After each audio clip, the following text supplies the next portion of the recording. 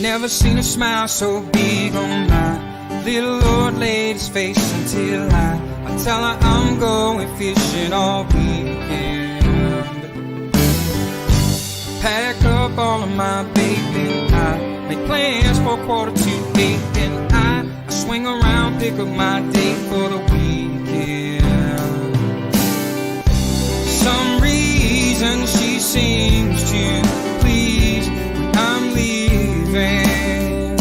There's something I'm missing when I'm gone fishing. When I'm gone fishing. When I'm gone fishing.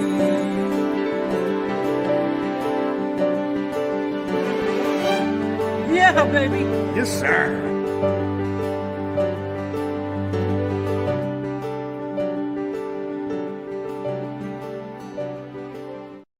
So awesome to see all you folks here on Monday. There was no time to get advertised, as you can well imagine. Being away at the Sioux this past weekend, getting back when I didn't leave a lot of time. So I didn't get a chance to post it up, but look how loyal our fans are. Look how loyal you lads and lasses are. Truly appreciate it. God bless you for all your support. Can't thank you enough. Tony, always a pleasure to see you, sir. It was great meeting you up at the Sioux. I would have loved to have downloaded that pic that you took of us together. But I think first and foremost, Tony, thanks for stepping in, dude. At the end of the day, we needed some help on day 2 up at the Sioux. And you stepped in there, showed up wearing a CFN jersey. As I said, just so you know, it made us all CFN proud. So, Tony, thanks so much for that, buddy. Really appreciated you stepping up in a huge way. Lloyd, you getting excited? Getting excited about Camp McIntosh? Me too. Cannot wait. Ed, I will definitely have to give you a shout. If not tonight, definitely tomorrow, because we got to book a date very soon on Lake Erie. Time is a ticking. And I believe, is this Shane Richard? I don't know who G Star 1414 is, but if I'm right, oh no, there's Shane. Never mind. I don't know who that is. So I apologize for that. As mentioned, Shane's with us. How's your day? Hopefully just as good as yours, my friend. If not a little better. We got Jay Barnucz, of course, backstage. Brad Frost is in the house. Are you getting excited, Brad? Are you getting excited? Kent McIntosh is right around the corner. Steve, how you doing, my friend? I got to thank this gentleman right there, Steve Shaw. I'm away all weekend, and it was interesting because Chantal, and I don't know if she would be listening at all, but she said, Scotty, when you talk about CFN, you always say we. What's this we part? Because all we ever see is you. And I said, if it wasn't for this guy, Walt, and all you watching, CFN would crumble. I can't thank Walt and Steve especially enough for all they do behind the scenes to promote you folks, to promote our community, to promote the angling community as a whole. So, it's funny because when she said that, I was taken aback, and I thought, you know what? Maybe I'm failing when it comes to pumping the tires of those who are supporting, who are part of the foundation. And Steve, I can't say it enough, and I know you're probably saying, shut up right now, but I can't thank you enough for all you do. Rocky, always a pleasure to see you. John's in the house. Been a while, John. How you doing? Yeah, we absolutely. Hey George, how you doing? Always a pleasure to see you as well. Fall Bass is in the house.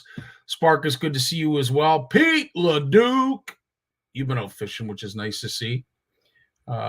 With these cool temps, I'm getting excited for ice. And it's funny because we had a great discussion. We were up in the Sioux with all the anglers, and we all are on the same page. We all believe that it's going to be a really typical winter. I don't want to say a hard winter because I don't know what a hard winter is anymore in comparison to what it used to be. But I do believe, Shane, I'm with you. I think we're going to have lots of ice, and it's going to be extremely.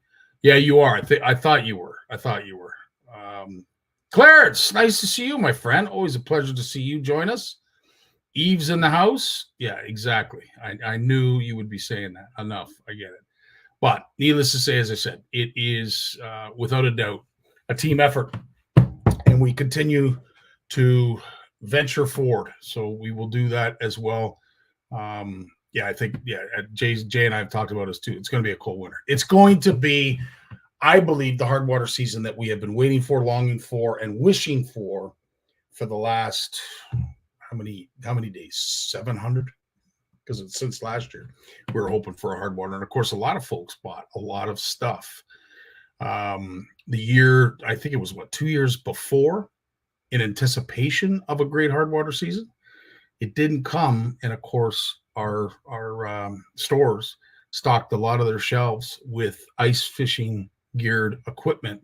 And, unfortunately, didn't sell much last year because there wasn't much of a hard water season. So, hopefully, this year we can flip the script and get some money in the stores and get you folks out on the ice.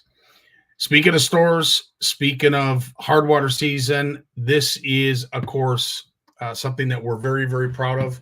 It is the Made in Canada Tackle Show and Marketplace. And, of course, my good friend Brad, who is my partner in crime when it comes to this. We have lots of announcements in regards to these. Of course, this is playing right now on social media.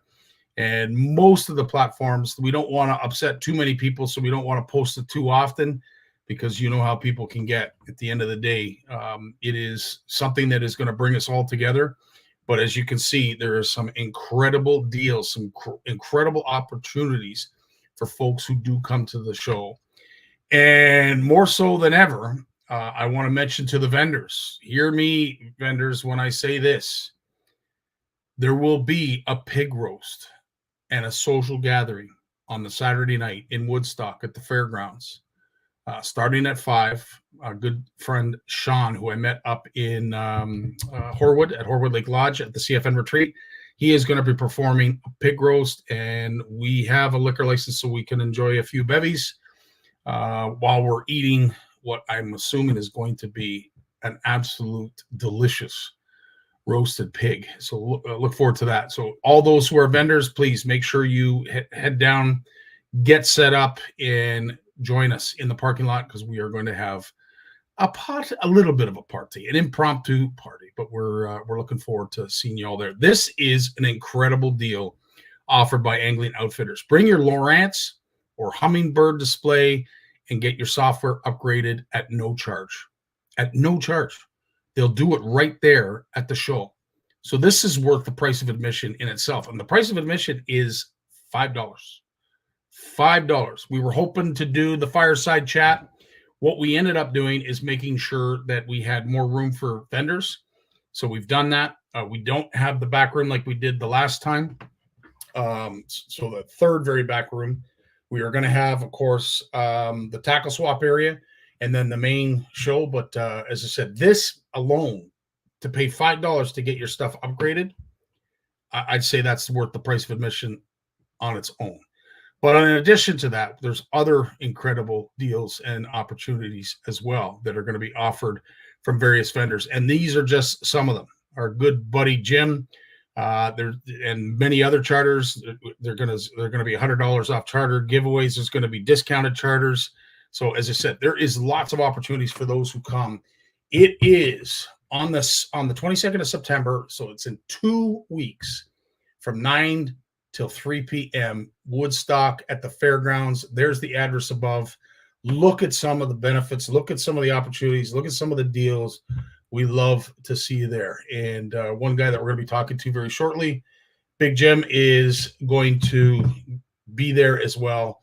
He and I are going to do something interesting. We are going to again put the focus on the vendors. So we're going to have a lot of vendors come up and discuss their products, discuss a lot of the stuff that they're representing at either at the show or in the future. Share a story or two in regards to their journey to wherever it is that they are now, in terms of their level of success and what have you. Anyway, we're going to engage the vendors. It's not done that often, and certainly this is the kind of show that you could do that in. So needless to say, we're looking forward to seeing you folks there at the show. It's going to be a lot of fun. We're going to have an absolute ball. What's happening now, of course, hats are available from our good buddy Richard Dunlop. Love this hoodie. This hoodie, thank the Lord I had this in the Sioux, especially on the second day. Kept me warm. Now, it is a light hoodie, more like a windbreaker, if you will, in terms of material. But Richard Dunlop is feverishly getting stuff ordered and ready, and hopefully we'll be out to you soon. Of course, we're looking forward to seeing you all there at the Canadian Tackle Show. These are some gems in this picture, and we're hoping to see them all there. Monster Monday. It would not be a typical Monster Monday if we did not mention our beloved Camp McIntosh, which, of course, is happening the weekend after the Made in Canada Tackle Show. So we're looking forward to seeing all of these people that were there last year, and perhaps a few notables, including Brad Frost this year. And Brad, this is what you can expect.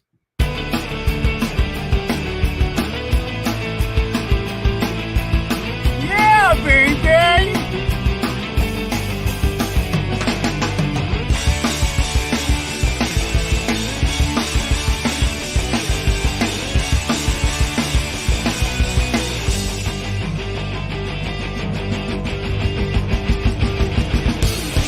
McIntosh 2023!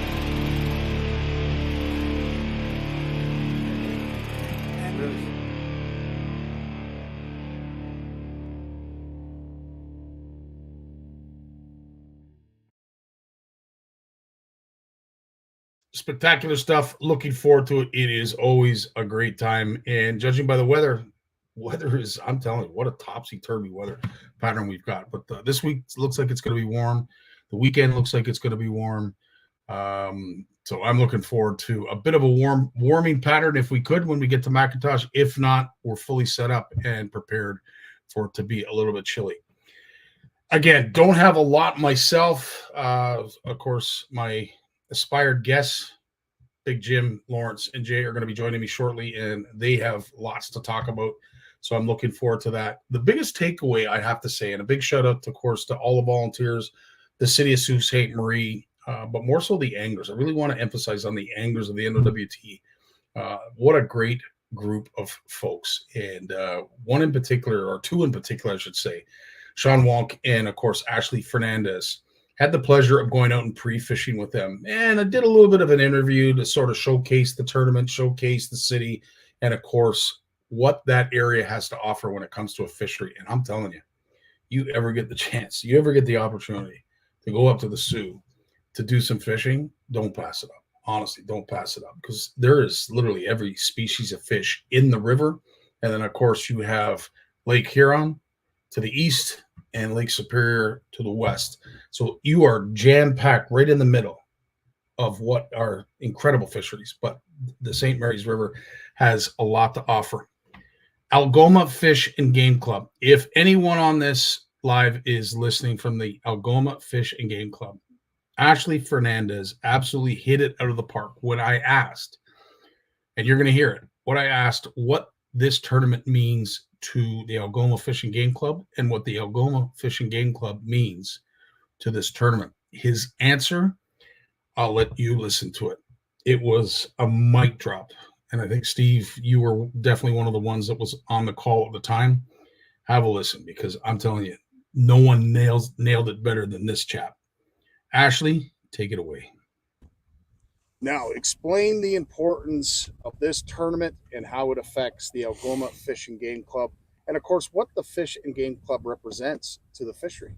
So part of the reason why I joined Algoma Fish and Game Club, or was one of the founding members, is that to me it's so important that kids get involved with fishing. But the difficult part that I've seen over the years as I've been growing up is that as fishing becomes more difficult, it's also become more expensive. You need big toys, you need, to spend a lot of money. And for parents who are now two parents working maybe multiple jobs, fishing is a hard endeavor to take your kids. And so we need fisheries, and we need to allow or give access to kids to get involved early at an early age, and to make it easy for for parents. So that's a big part of the reason why our club has supported two main events, or run or chaired two main events. One is the kids perch derby in the wintertime. So we run it, we give prizes, every kid gets a prize. And the other one is kids fall fishing, which is free to enter. We get fish from the M&R. We put them in ponds. We have the kids teach them how to catch them, how to clean them. We have Sioux Archery Club who joins us. Sioux Search and Rescue is there. But the point of it is because you want to give kids that passion early, and you want them to catch, like, as much as you'd like to say fishing is great to catch nothing, and you hear the saying a good day of fishing is, well, kids aren't working yet. So for them, they need to be engaged and have action, see the fish. And that's why our club is really trying to do those things, because if we don't get the next generations involved, who's going to try to save these wonderful resources that we have in Canada? And that's why it's so important to get kids engaged and participating, so that they want to save it. Because the thing I've noticed over the years is the people who come first to help things, cleanups, preserves, sanctuaries, fish stocking, it's the people who are participating in it. And so I want to really see those kids do the same thing. Mic drop scenario right there. I couldn't have said it better myself. And Ash and Sean, who took me out, and we had a great time out on the water, and I got to see a lot of the St. Mary's River thanks to those two. Had an absolute blast. But Ash, great words of wisdom. You are a great representative of our community and a great mentor to new anglers who hopefully will share your view and your vision when it comes to the passion of angling. I know one lad that shares all of our views and passions for angling is Big Jim. He's coming up next right after this. When he was born, he tried to reel in the umbilical cord. B.A.S.S named him as their personal best. His power pole came with a stripper. Forward-facing sonar uses him to find fish. Chuck Norris is his co-angler. He is the most interesting fisherman in the world. Stay fishing, my friends. Big Jim, how you doing, my friend? What's going on? It's been a little while. It's, you know what? It's always awesome to know that, wherever I am, doesn't matter what I'm doing, I've always got Jim at my side. I've had you texting me, sending me some funny memes, videos. It's awesome, dude. Even though I'm away, there's a little bit of Jim that I can take with me. Love it. I love it. I got a big surprise coming for you on the 22nd there, Slim. Oh, God, help me. Okay, well, Doesn't involve a left hand. No, there's no. Okay, okay. And as long as it doesn't involve a pole or a kayak, I'm okay with that too. Oh, could involve a pole. I could have got you. Hey. Could have got you a nice NRX Plus or something. Hey, yikes. Jim, unfortunately, we have some bad news, and I wanted to take this time because I know you knew these chaps better than myself. But perhaps maybe you can enlighten us on some really cool and funny stories, or some unique stories when it comes to these poor folks that we have lost. As you always say, F cancer. I'm with you there. And, yeah, it's not cool, and I'm telling you, it is robbing a lot of great folks from this earth. But we'll start with Jacques. Last week we learned the news that unfortunately Jacques is no longer with us. And if you could take it from there, and what he meant to the fishery, what he meant to the community, and what he meant to you. Yeah, he's a wonderful guy. I spent a lot of time with him. Never got to fish with him. he used to leave his boat here when he fished in Renegade and other tournaments, and he'd be here practicing. He used to leave the boat. I used to say, you come from Montreal, don't drag your boat back to Montreal, and then 2 days later you come back again. Leave it in the backyard. I'll put a price tag on it while you're gone. But he got there one day. I actually found this price tag at a buddy's old marina. He bought a whole bunch of crap from an old marina, and there was signs that said "sail today only," like $27.99 and stuff like that. And he gets here, and I've got a sign sitting on it in the back. I mean, my backyard's like you can't see it, but he was laughing. But yeah, those Jacques and I were like this. We talked all the time on the phone. I remember doing a lot of stuff with him at Shimano in Montreal, or Shimano in Peterborough. He'd come all the way from Montreal, and he was really connected. He was a wonderful guy. Had a great handle of the English and the French language, obviously being French speaking first. And he used to do the commercial parts for anything that was done in French and for Quebec or wherever else that they used it. And he was he's just a great guy all around. But the cool thing about it is when he used to come here, he'd be here all the time. And I got to know him and his dad. And he explained to me one day that his dad had cancer. And and him and his dad actually fished Renegade together. Yeah. One year, right? Okay. Wow. And I watched his dad get sicker and sicker and sicker. And I think it was just at the beginning of COVID, his dad passed from it. And here we are now, 4 years later, he passes from it. His dad was the manager of the Chateau Laurier Hotel in Ottawa. And I remember him sending me he sent me an email one day, and he says to me, "Big Jim, you've been so good to me and Jacques. I want to do something for you because I'm going to be retiring." He says, "How about I get you one of the biggest suites at the Chateau Laurier?" And he says, I'll leave an open food and beverage tab for you, valet parking, the whole bit. So just come down for the weekend. And Tammy and I went down for the weekend. And I drove up in front in a Shimano truck. There was 2 or 3 guys ran out there, and they were practically fighting over who was going to take the truck away from me. But Tammy and I spent a couple of wonderful days there, and I got to talk to him a lot after.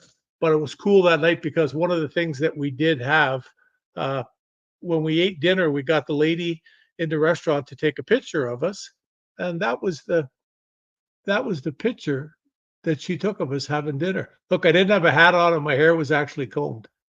But no, it's a wonderful thing, and like I said, I've known Jacques for a long time now, and it's just sad when people aren't there anymore, and it's tough to get on with. Sorry, Jim. I apologize as always. No problem at all, buddy. Did see the picture? I'll put the picture for you so you can see it. Were you listening to me? I couldn't hear a darn thing. Got lost I was everything. talking about his dad, and he had got us a night in a nice suite at the hotel, and the bellman ran out the door fighting over it to get to take the Shimano truck to valet parking. They all wanted the old Kevin Shimano hats. Yeah, it was priceless. Oh, wow. Yeah, but we had dinner in the nice restaurant, and that was the picture that we took the night that we were there. Look, I actually had no hat on. I had my hair combed. Wow, look at you. Big night, eh? That is a big night. Wow. That's a big spender, eh? I hope Tammy appreciated that. Somebody else's tab. That was a big spender. Well, it was sad news, and of course, I appreciate you sharing it with me. But I want to show you another picture of something that's cool that came up in my in the memories here. Just let me find it for you here. That was him. The last time we were at Shimano doing things that were recorded. That was the 4 of us together there, and you recognize the 2 other guys. Yep. That looks like the Johnson boys. The Johnson brothers, myself, and that Jacques there with the light blue. Wow. Yeah, he was a good-looking guy. Eh? The girls chased him around just like Stefan. I I got left out, eh? No, but yeah, no, it was a great time. There's a lot of memories there, and they're all good. Eh? The last time I spoke with him, he kept apologizing for forgetting what he was saying and things like that. And it just, you know, it's just one of Yeah. those things. I got so many people contacted me to let me know. Like I had one guy call me. He phoned the newspaper, the business office number, and he apologizes for his English. And I said to him, I said, well, don't apologize for your English. Like, like if I could talk as much French as you can English, we'd have it made. So he laughed, and whatever. And he ended up telling me that, he just wanted to let me know how much Jacques cared about me and all the phone calls when he was sick. And I just, that just, chokes me up, buddy. Chokes me up, pal. I hear you. I mean to make it difficult for you because and I do this only because I don't know of anybody else that would be able to talk about these gents like you. But of course, Stefan wasn't too far behind, and it just seemed like one after another. And I know, Jim, you've had a few that you've lost in the last little bit. I think you said 5, 5 before we went live. In a month. But again, we have some great people in this community, but it's sad when we're losing good people. And that's all I've ever heard about Stefan, and that's all I've heard about Jacques is what great people. Stefan had 3 beautiful little boys. He was a great dad. He was a talented artist. I used to bug him all the time. I'd say, geez, go look at his Facebook page. Oh, I don't even know if it's still there, but just, go to like the photos. He used to carve pumpkins, and they looked like, it was like he carved the alien head in a pumpkin.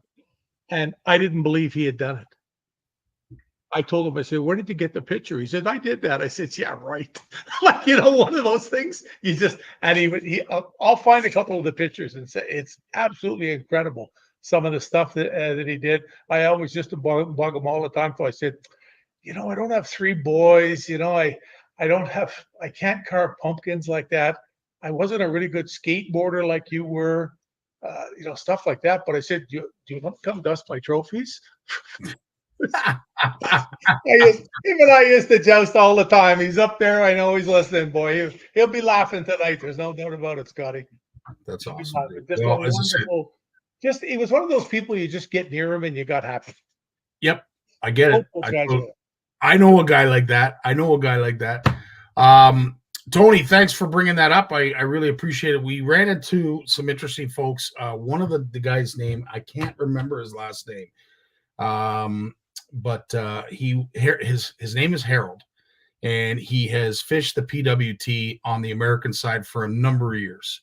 He's the same vintage as a Ted Takasaki, maybe not as old as Gary Parsons. I'm not really sure how old Harold was. I can't remember his last name. I had my 2 seconds of fame on the dock. I recognized him right away.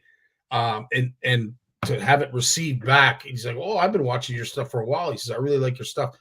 I'm like, I was blown away, absolutely blown away. So a good reminder, folks, as large as this North America and this planet is, the fishing community is very small. And never forget that. So when you're upsetting or pissing somebody off or making a stance on something, you might not like the ramifications of it. So be very aware. I'll guarantee you one thing, this fall, when you get over here to fish, if you lose one of my favorite crankbaits in a tree, North America will know by 6 a.m. That's awesome. But yes, this other gentleman, Mark Herbert. He's a Rapala guy. I don't know what the name of his store was. Up in the Sioux, has been in the tackle business for 36 years. That name does not ring a bell to me. Interesting. So he had a tackle store. Unfortunately, this poor man has developed Parkinson's. Big chap. And he has been a Rapala guy. His store is actually a pawn shop as well as a tackle store. Been in the Sioux for years. Knew you very, very well. Spoke very highly of you. I probably know him by first name is what it is. When you mentioned this pawn shop bit, starts to click. Hey, Yeah. did you know that my wife is from the Sioux? I did not know that. Tammy's from the Sioux. I didn't know that. Wow. Beautiful areas. Like, I mean, not, of course, it's like every other city in Ontario, Canada, North America. It has its good places and bad, but I'm telling you, all in all, that is a very beautiful town and all Had you never situated been there, mostly on Scotty? the, what's that? Had you never been there? No, the last time I was there, I was playing football. We were playing the Sault Ste. Marie Steelers, which was part of the Northern Football Conference. That was honestly the last time I'd been there, and that was when I was in my 20s. So it has been a while, that's for sure. Gotcha. But Yeah. yeah, Mark said some great things about you, and of course, knew a That's lot of folks in the industry. So again, a big shout out to Mark. I felt bad for the guy because you could tell he's coping, but there's a struggle. Of course, Parkinson is something that is debilitating, and he had to sit for a very long time because he couldn't stand, and you know you're constantly shaking. I'm living that sit and standing bit. Yeah, so It's getting worse by the day. So they're gonna. Last time I talked to the doctor, they're gonna try to get me an MRI by early December, okay, and they're gonna MRI my coconut to see if indeed I do have a muscular disease. oh, Yeah, it would explain a lot of the herky jerky movements on my legs when I try to walk and the instability. okay. Yeah. So Well, here's praying that everything goes okay, and they well, you find know, if it is, they give me medication. Maybe I would be okay. Yeah. like I only need about 5 or 10 years worth. You know what I mean?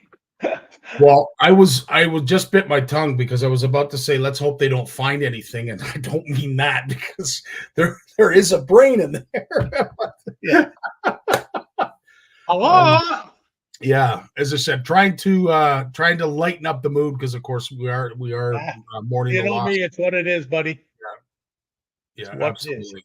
If Jim knows the Rapple guy who runs,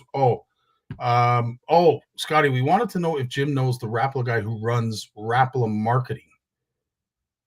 Is that Paul Boltovich or who's that? No, they just got a new guy. Okay? I think Tom McMurray still does some of it, and Last name Bennett. oh, he might be the new guy. I got an email a while ago Okay. about they were just saying that there was a new guy over there because I don't really have anything with them, you know. Thanks, Right, John. right. Yeah, it's one of those things. Oh, the big deal is that's happened this week too. I got the boats in the water. Oh, So nice. we got the pole. So like I said, if I fall in, I fall in. I said to him the other day, a guy says to me, he says, "You're gonna get in that boat." I said, "There's only one guy that I really feel safe with getting in that boat." I need something that'll counterbalance if I go. Well, and really that's what it's all about. But I will say, when Jim gets a fish on, we got to be very careful because I don't want to do what we did last time. We almost lost you off that. Yeah, so we got to, you know, you've heard me talk, and I have all this stuff. My heart is huge when somebody gives me something. Like the guys that you know, Mike at Handlebars and his lovely wife, they gave me this. They made me one of their lures. Wow. Yeah. It's a custom. It's got the, you know, big Jim on it and everything else. It's one of the. I'll never use it. You know what I mean? It's just too cool to lose, eh? But Yeah. I got something about a week ago here, and I mentioned it to you there before. That was super cool. Was out of the blue. I got this sent to me. Now I don't have a beard. But I just thought that this is the coolest little guy you could imagine. Somebody took the time, Mr. Charles DeRice there took the time to send this to me. Yeah. I told you about this. So Chuck, thanks, buddy. I appreciate that immensely. It'll go on my little wall of fame that I've got of stuff up here that means a lot to me. Yeah, it was awesome. He sent it, and so it couldn't get broken. He mailed it in the box. Yes. Yeah. They all come in a box. Mine did as well. Of course, yours is a little bit prettier than mine, but the same effect. You got one before me? I did, and can you believe that? I know it has the CFN logo on it. He did a That's cool. fantastic job. The hat, as well. What lure did you get? It looks like a flicker shad. That's what it looks like. I think mine's better. This will be the only time I will ever say this, but mine is bigger than yours, Jim.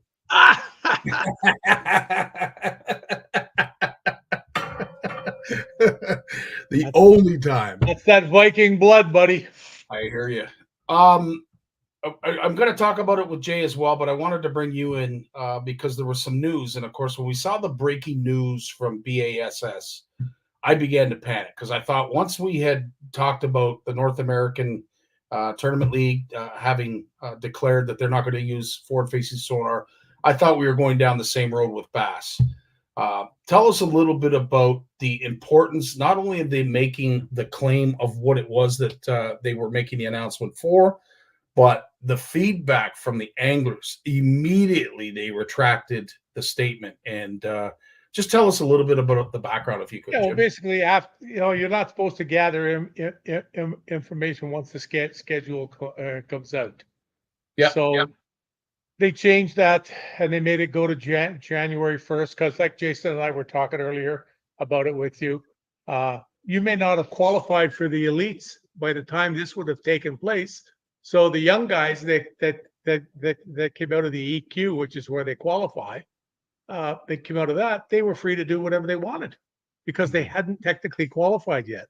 That's why in the press release it said that all EQ anglers had been notified in writing as of that day, and they were going to reverse it back so they don't have to, not to worry about it. Because you got to remember, they put you on a lie detector and the questions that they ask you, Yeah.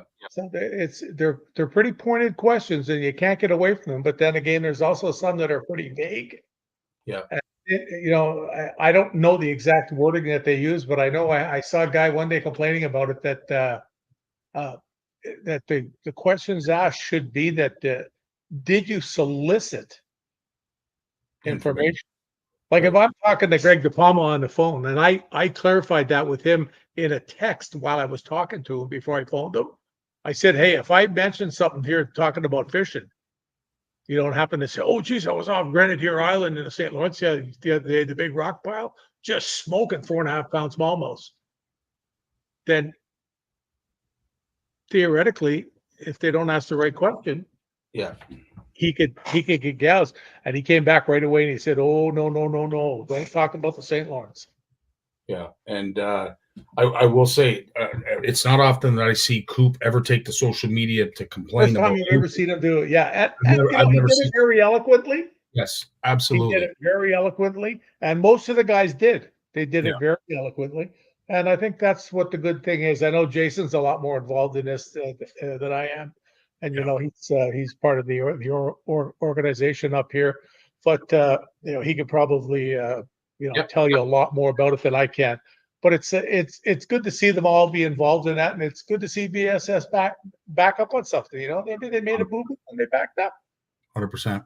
And it's all good. But I just wish that we could, in that, what's the movies with the aliens there with the guys in the black suits? Men in Black? Yeah, Men in Black. The thing they flash and you forget everything? Yeah. I wish they could do that with forward-facing sonar. Line everybody up and go click and forget that all the things that were said were ever said. Because there's guys, I know guys that aren't now over it. Yeah. Like bicker to fighting over it, Yeah. It's Yeah, and as I said, we saw it on the Sioux. It certainly helps. And with that vast amount of water to cover, anglers need a recipe in order to find fish. Now, pre-fishing allows you to do that as well. But when you have that change in weather, like we had, it was 27 degrees on the Thursday. Friday, we woke up wet. Instead of the winds being from the southwest, they were coming straight from the north. I don't want to say gale force winds, but they were good, strong winds. Yeah. And as the weekend walleye chop. By Saturday afternoon, that was not even a walleye chop. That was like get off the water chop. But with that, I want to ask you, you've done enough tournaments to be able to have a very loud voice in this. From the standpoint of a tournament organizer, how often were win days or were tournaments, whether it be the first day or second day, called due to wind? You can remember. I'm trying to think. It was almost non-existent. Is that right? Almost non-existent. They had because they had the bit. There's it. This is like 30 years ago. It got raised about small craft warnings and wind warning. That's why they changed it. I don't think they use the term small craft anymore. They put out wind warnings.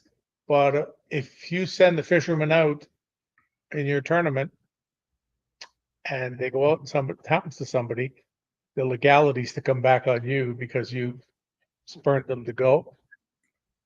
Sort of counseling them to break the law, you know? Yeah. It's there was a lot of things out there. I didn't really pay that much attention to it. I think we had one day that they canceled, if I remember, with GM and OV and all that. I think there was one day and it was in Midland. And like, my God, it was like ridiculous. Yeah. Like you could hear the waves rolling, not breaking on the shore. You could hear them rolling like half a mile off out at the mouth of the bay. They were just coming over. They were probably, I don't know, I'm thinking they were 8 feet, maybe. Like an 8-foot wave is a giant wave. No kidding. Like people have no all the people come in, oh, yeah, I was out to 8 foot. No, you weren't. You know, Corey was in 4 and 5 foot waves, and he almost didn't know what to do. I mean, you see the boats up in the air like this. There's 2 feet of air between the bottom of the electric, and he's got the electric all the way down on the boat as deep as it goes. And that's not the biggest waves. That's just the average. Right. Because when I asked him, he said, oh, there was some out there that he's pretty sure rolled past that were, 6, 7, maybe even more. Yeah. It's and then I slept in the boat at the little weather station at the main ducks one night. We were fun fishing and the wind got up. Yeah. And I came to the north side because the wind was blowing from the south. Yeah. And it was dead calm in there. We went in, we tied up at the weather station, and I slept on the front deck. My buddy slept on the back deck with our rain suits on, and I had a green plastic bag over my head to keep the mosquitoes off me. It was just a snake show. We woke up about, I think it was like 3:45 or something. Yeah. And it was like this. Wow. The wind had just cut and it died. There was still swells. Yeah. But we got back, it was just getting light. And fog worries, yeah, to your point, Steve. Of course, I've seen that on the NLWT trail. Yeah, we've had that. We had that several times. We had it once at Ivy Lee in the Canadian Open. Wow. They had that, yeah, because especially of all places there with all the islands and rocks, the way it is there. Going underneath the big bridge. I mean, like that's scary because we launched about a half a mile above it.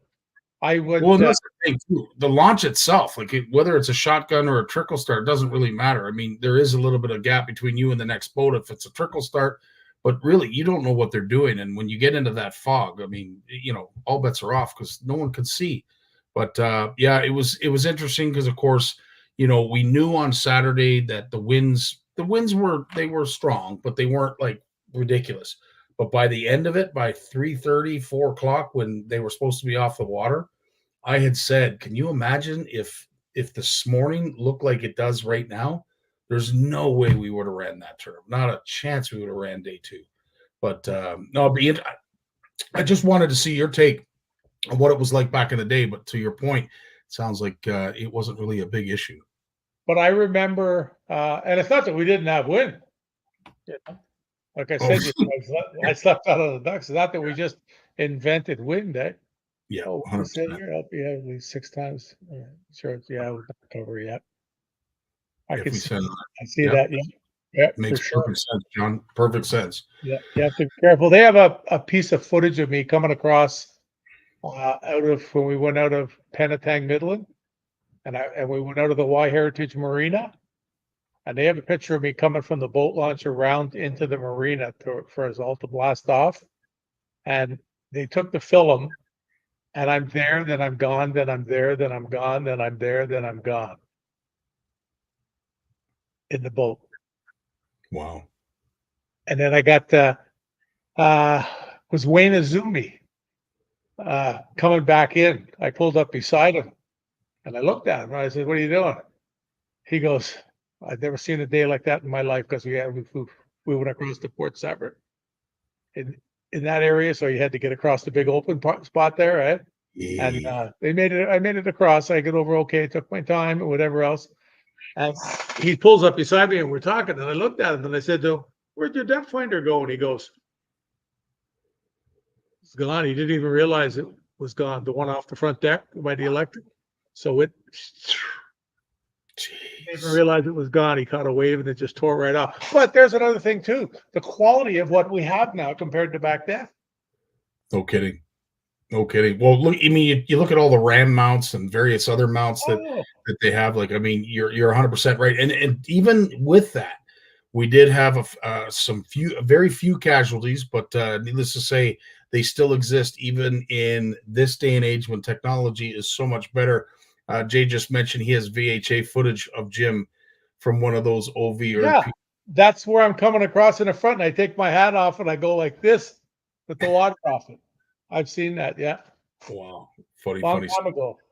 What have you got coming up this week, Jim? Well, I'm working on the paper. I've got to do a podcast with Jamie Pastilli tomorrow. Nice. Some guy from one of the CFL teams. They do this fishing podcast thing. Mm-hmm. So I'm gonna do that tomorrow or Wednesday. Thursday, I got to bring Tammy down for her needle in her spine. Oh. So we're working on just fishing through all this. Mm-hmm. Did she work on the cover? No, she didn't work on the cover yet. But we're working on that, and it's just off and on. And then Saturday, I go for my 3-time a year breakfast with the boys from high school. So I'll have to sharpen up my stories. That's like, we were laughing about that. I said to one of the guys one day, I think this is great though. He goes, "What do you mean?" I said, "Well, we meet every 3 months now." And I said, or 4 months. And I said, if we told a story and we tell it again, nobody remembers anymore. So it's all good. Looking forward to that stage. There was like 40 guys last time. We had a couple of old teachers. Yeah. We had an old principal. We had like Mr. Green. Oh, he was an old principal. How old was the principal? Yeah. Oh, he's walking with 2 canes, and they helped him in and everything. He's probably in his 90s. Holy jumping! Yeah. Really, really old guy. And does he remember like when he gets to the bad kids amongst you guys, like the kids that he cane to the back of your head? I was just gonna say he probably has a memory there. I remember you, McLaughlin. That's okay. I'm ready for him next time. That's awesome. I'm gonna fight back. Oh, that's awesome. Yeah, Turtis. Yeah, absolutely. It's the Hall of Fame cane. Yeah, absolutely. That would be really cool to get the old Turtis staff. They love partying with us, us kids. We were more fun than themselves at some points. We still see a lot of them nowadays. But Jim, as always, my friend, love spending time with you each and every Monday. Again, really appreciate your friendship and all you bring. And thanks again, Chuck. Yeah, absolutely, Chuck. Can't thank you enough for all you do for this community and this industry. We love you for it, bud. Start missing sleep for the 22nd. Start missing. Like, what in God's name have you got planned? Oh, I can't take the suspense. Well, Jim, I'm broke, so I can't afford the Swedish lingerie team bus again. Thank the Lord, because I can't afford the lawyer after it's all over. They keep sending me a bill. It's got all 60 days overdue, 100 days overdue.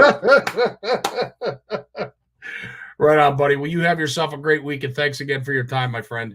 Awesome. Everybody have a good night. Be safe out there. Right on. Lawrence is coming up next, right after a word from our sponsor. When it comes to Canadian food, we've got your back with flavors like lemon pepper, beer batter, campfire barbecue, lemon pepper dill, garlic butter and chives, and crispy Cajun. We've got a mix for every meal. Whether you're serving East Coast shrimp, West Coast salmon, succulent walleye, chicken wings, or veggies, we've got you covered. Coat your food in outdoor flavors. Available online or at these fine retailers. There he is. Moritz Gunther, and the wolves are getting restless. The dogs are going nuts, and that's the little one. But yeah, that's the alarm dog, and the other one's the guide dog. So you got dogs for all occasions. Holy smokes! Wow. I hope we can get a word in edgewise, but even if we don't, needless to say, it's always a pleasure to see you. And of course, all of these podcasts that Lawrence and I do are available over on Blue Fish Radio. If you go over to Siri or Alexa, just say what's the latest on Bluefish Radio, and away you go. You got it, buddy. You know, Google is changing things, Apple's changing things, but we have a pretty good distributor with Spreaker, and they've been working. I've been working with them now for almost 13 years, and they keep on top of things. You know, yeah, they always keep us up to date, and you know, and it works well. I mean, we've been doing this, like I said, for almost 13 years. You know, some of these companies that track podcasts. You know, how well you're doing. We got a really good rating out of 35 fishing podcasts around the world. And I looked at the names we were up against. They were sizable names. Mike Iaconelli, Tackle Talk, you know, from all over the world. And we came in number 2. And then from another organization that looks at science podcasts, science and nature podcasts, we were in the top, we were number 12 around the world in that category. So we're doing good, buddy. We're getting some likes and loving out there. Well, I will say this: not only is it entertaining, but of course you always do your homework. And of course, I've come to tonight's show a little bit underdressed, naked, perhaps, with not a lot of information, not a lot to share.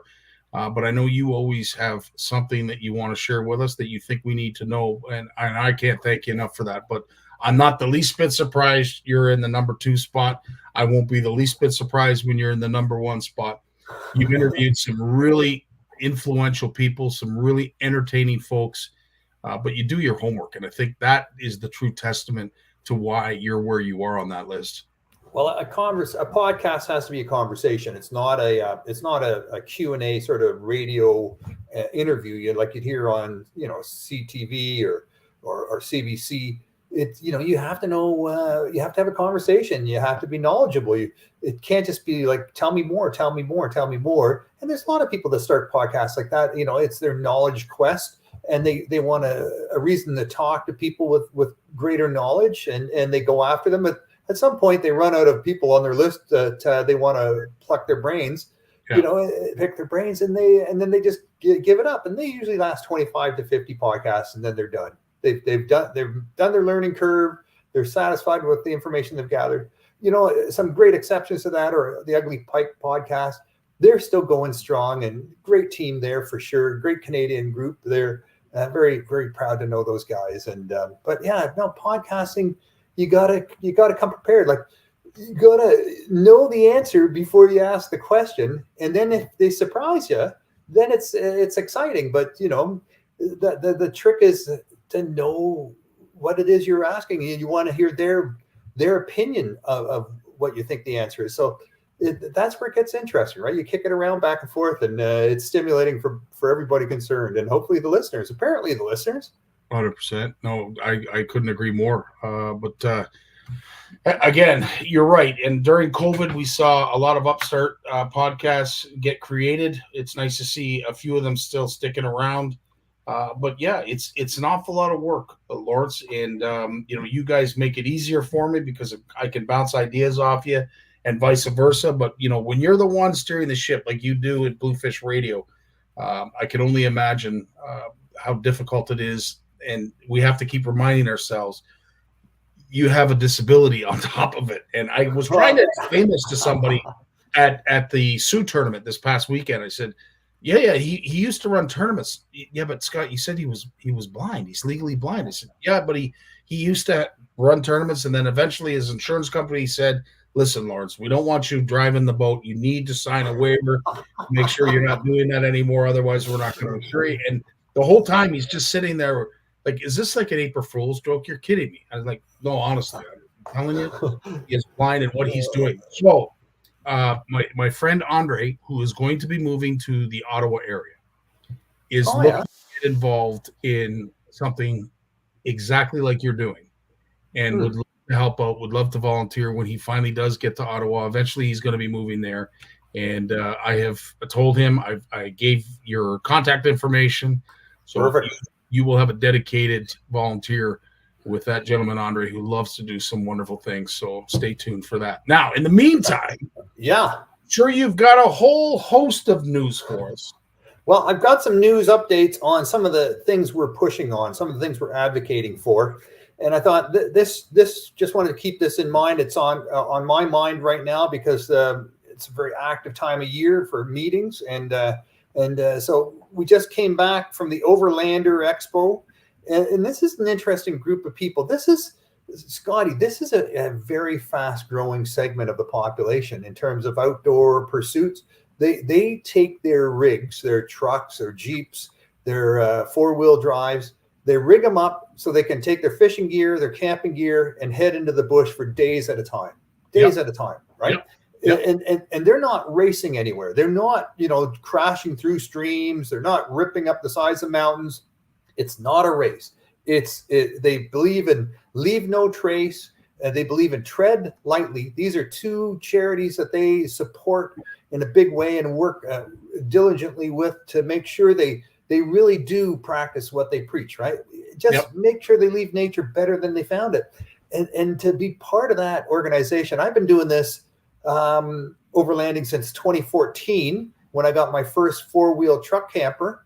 And to pop in the back of my pickup truck, it's a pop-up camper made ultralight aluminum. It's a really cool rig. Just love it. And I got another one in 2018. I still got that one. And just working with the industry to promote that technology. But, just to have the camper on the back of your truck, hook up your boat, and just go somewhere. And, we're going to, do some night fishing, get up, put the boat on the trailer, pull off on the boat launch off somewhere onto the grass, pop up the camper, sleep, pop it down in the morning, get back in the boat and go back at it again. Right. And just travel around like that. It's just so exquisite to be able to, you don't have to worry about campgrounds. You don't have to worry about campground fees. You can just go where and when you want. And it really is the fastest growing segment of camping of all forms, RVs, glamping, tent camping, hiking. This is the fastest growing area. So, to get them on board with fishing and to promote fishing, to take people fishing and there's a real opportunity there. So we were quite happy to be there involved with them at that 2-day event at Calabogie Peaks in Eastern Ontario. Now, John is asking, is there more information on this topic? And I will certainly leave that with you to answer. But I will say this. We do a great job of promoting, at least investing in that aspect and lifestyle here in Canada, but no one does it like the Americans. And it seems like everybody has a motorhome, everybody has a trailer. It is a way of life down there. Like the sales of RVs and recreational vehicles, that went bananas during COVID, of course, because everyone, here's your own little bubble. You can, socially distance and you can still travel and see all those places that you always wanted to see. RV sales went through the roof. But the difference between RV and overlanding, there is a subtle difference. RVers stay more in campgrounds, designated campsites, designated campgrounds, whether they're parks, national parks, provincial parks, state parks, or private parks, private campgrounds. And you have some who just leave their trailer there all year round. You have, but these trailers can get absolutely monstrous, right? Just 45-foot fifth wheels with 3 axles, 2 air conditioning systems, 50 amp hookups. They carry 80 gallons of fresh water with them. It's just, is it camping or it's just a way of traveling with your cottage on your back, really? But I gotta love the expression too, glamping. Glamping, yeah, really. It's glamping. It's very glamorous camping, and but these overlanders, man, they bring the bare necessities with them. They bring winches. They bring, tracks. So if they get stuck, they can slip these tracks under their wheels and drive their way out. They bring, extra tires. They plan on being off these logging roads and into the wilderness for days, if not weeks at a time, with very little contact with humanity, and maybe a satellite communication device, and that's it, right? So they're really just, they're not like I said, it's not a race. It's not about going with many people. They just head off on their own. They take their time, and they really explore nature. And the nice thing is, once you get back in nature, right, way back, down those logging roads, days and days of driving, and then you stop, and then you get your foldable boat out, or which I have, a porta boat, and I carry that with me, or your inflatable kayak, or your waders, and then you go into these lakes and rivers where very few people have gone before, and you can really experience true nature is without much connection or much contact from humans, and that's pretty rare these days. It is, and it's one of the things that Ashley Fernandez, that we played at the outset, spoke about when it came to the Sioux, that you are surrounded by a vast wilderness, and you're not driving too far out of the Sioux before you're in it, and the surrounding backwater country and backwater lakes that are available to anglers and angling enthusiasts is extremely vast. And what I love is, if you live in the Sioux, instead of driving 3 hours north to the cottage like we do in Southern Ontario, they drive 20 minutes up the road, and they're camp. I don't even want to say cottage, because everything's a camp up the North Country. But yeah, in terms of logging roads, sled trails, and various offbeat trails for four-wheelers and all-terrain vehicles, there is a lot. I could never understand, though, why some folks would spend like $80,000 to $100,000 on these overland vehicles that are decked out to the nines, and then try and scale up a rock cliff with them. I never understood that. These things you wouldn't afford to scratch them, but there's people out there with a lot of money. You can get some of these Earth Rangers. They're $1.5 million. They're almost military grade giant wheels. For all-wheel drive. Bulletproof, solar panels. You can literally live inside the thing and withstand an onslaught by nut jobs. And then drive off. That's the rare exception.